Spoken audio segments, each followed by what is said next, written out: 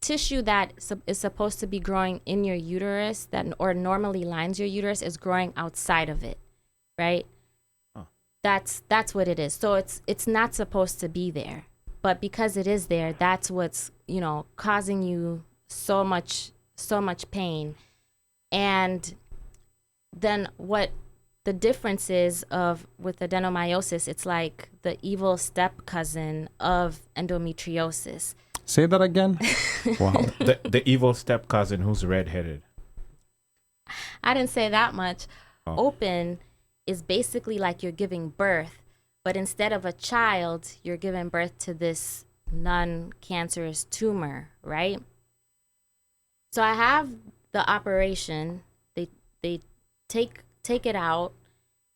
They close me back up. I'm in so much pain. Because also another thing that happened is because for me it was so large that I wasn't eating, like I had no appetite. So doctors, part of what they do is when they dose you according to your weight. So now I'm being given medication for being like 15 pounds lighter instead of the actual, I guess, weight that I should be. Plus the operation, it takes a lot out of you. Like I couldn't work for, I think, 3 months. And this is the One Mic Show, Karibuni. So I had to have what they call an open surgery because of the size of it. So open is basically like you're giving birth, but instead of a child, you're giving birth to this non-cancerous tumor, right? So I have the operation. They take it out. They close me back up. I'm in so much pain. Because also another thing that happened is because for me it was so large that I wasn't eating, like I had no appetite. So doctors, part of what they do is when they dose you according to your weight. So now I'm being given medication for being like 15 pounds lighter instead of the actual, I guess, weight that I should be. Plus the operation, it takes a lot out of you. Like I couldn't work for, I think, 3 months. They say 6 to 8 weeks, but because I just wasn't doing well, it took even longer. And I had to, as you can see, I was hospitalized. I had to sleep there, all that. And then I'm discharged. And it's like, hey, actually we couldn't take out everything, but we're going to put you on this medication and it will control for the rest of what you're having. And then you just, again, don't know any better because it's like this person. The doctor say. Yeah. It's a doctor. Mm-hmm. And then even at that, so that's part of the reason I wanted to share my story too, was because you mentioned this earlier, Ali, like not all doctors are created equal. Yes. Because I think for a lot of us, we have an understanding of like a mesoma, right? As long as they have a lab coat. Yeah, exactly. Yeah. Yes. And it's MD or DO behind their names, it's all good. The human. But when it comes to women's health, there's different tiers. Like, especially when you're dealing with these conditions, the fibroids, the even me, I struggle saying... endometriosis. The other one, adenomyosis. Adenomyosis. Yes. Yeah. Okay. Yes. Really, who you're supposed to be seeing is a gynecologist. Like literally, that's the OB and the GYN. You're supposed to be seeing the one that's just a GYN, gynecologist. Okay. They are the ones who are skilled enough to treat these conditions. Okay. And then even with the gynecologists, one thing to do is to make sure that they have a certification. It's MIGS, like minimally invasive gynecological surgery. That way, when they operate on you, they're not like how I was, where it was open. They can do it, they can go through your belly button or through other entry points and excise the tissue that's damaging for you that way. Now, let me ask a question Yes. So that, like we get a better context and better understanding. How is the average person supposed to know this? Number one. And then number two, if I'm an expert, let's say like I'm a doctor and I know, like I am not skilled in doing this, and you, Wamboy, has come to me to get this taken off. Am I not supposed to tell you, Wamboy, like I'm not skilled in this, like go to Dr. X? Isn't that what's supposed to happen? That is exactly what's supposed to happen, but unfortunately that doesn't happen, right? And this is in Baltimore, which is considered a medical mecca, right? Correct. Yeah, because of Hopkins. John Hopkins. Yeah. Where, because what happens is there's just not enough education or awareness on this, right? So, because even this happened to me. My primary referred me to an OBGYN. The OBGYN said, oh yeah, I do this all the time. I got you. But they didn't, right? And then even that OBGYN can refer you to what they call like an GYN oncologist. Wow. So they're looking at you like you have cancer because you have a couple operations. You're not responding well to treatment. Okay. Now, is that the picture that we were talking about? Yes. So describe that. What exactly is that? Give it a disclaimer before we throw it on. Yeah. Oh, okay. Yeah. All right. So the picture that's about to come up is the dinosaur egg that I referred to earlier. This is the one that the first doctor had said, oh, I'm not going to worry about that. And then a year or two later, it just ballooned in size. And this is what was causing me to not to eat, because it was pushing up on my belly, on my stomach. Oof. It was also pushing up on my bladder, so I would have a lot of frequency. Yeah, and then even with this, they were like, yeah, it'll be a 90-minute operation. It ended up being, I think, double that, or 3 hours.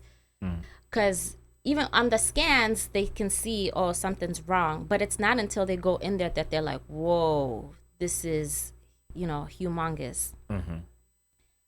So to make this long story short, so after this, like, I'm still not doing well in terms of my function. Mm-hmm.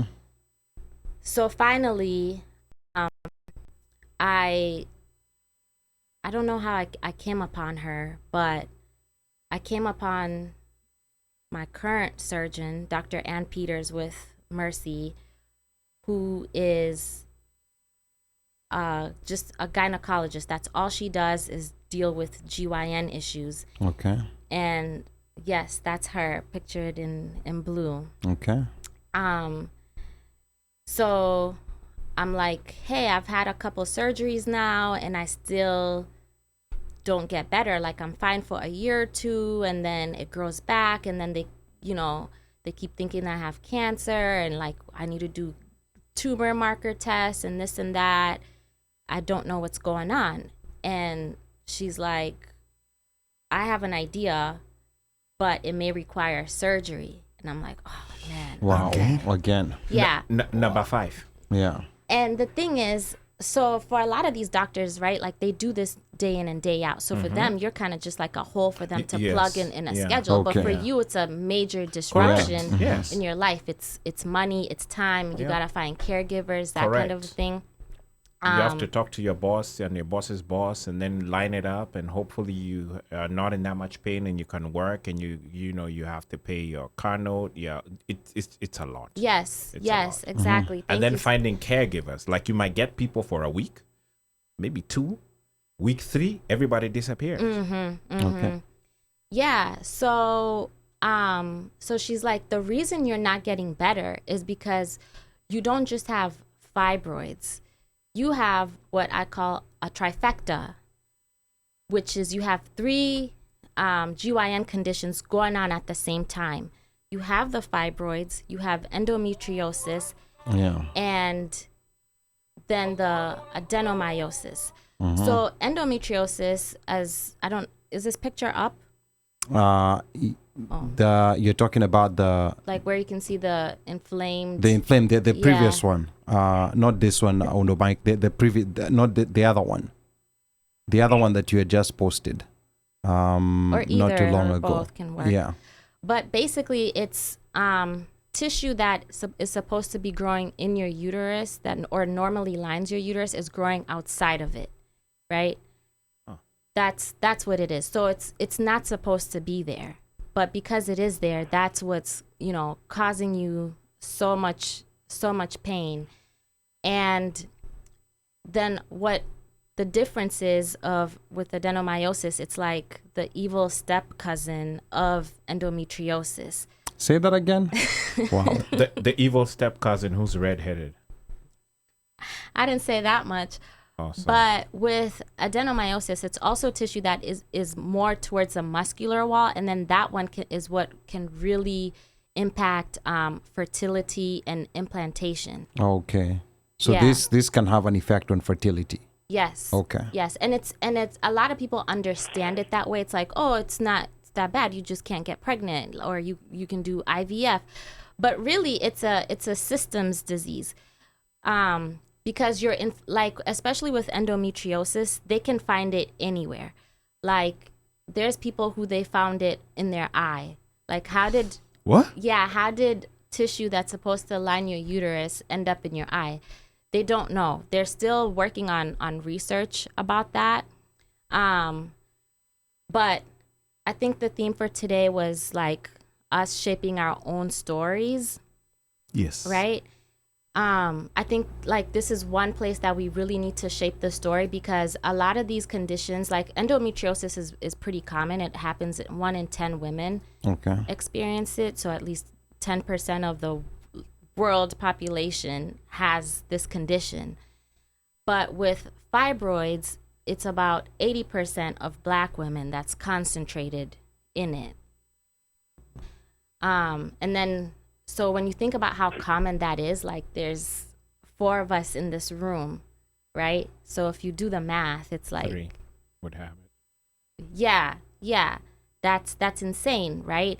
And before, doctors would treat it by just taking out your uterus, but now they know that's not always the cure. What really needs to happen is those tissues that are growing where they're not supposed to grow need to be excised. And that's a key word, is excision. Because right now in America,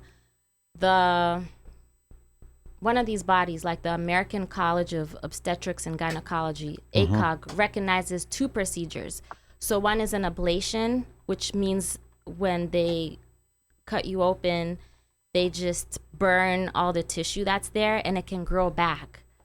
Wow. Yeah, but what they need to do is cut it out. And insurance, what does insurance do? Insurance follows what ACOG does or says. So sometimes if you are, having these conditions and then you want the excision, insurance might not be willing to pay for all of it, because to them, the ablation is just as good. Right. And also ablation is cheaper, because I know I shouldn't be using the phrase cut you open, because, nowadays there's minimally invasive ways to do things.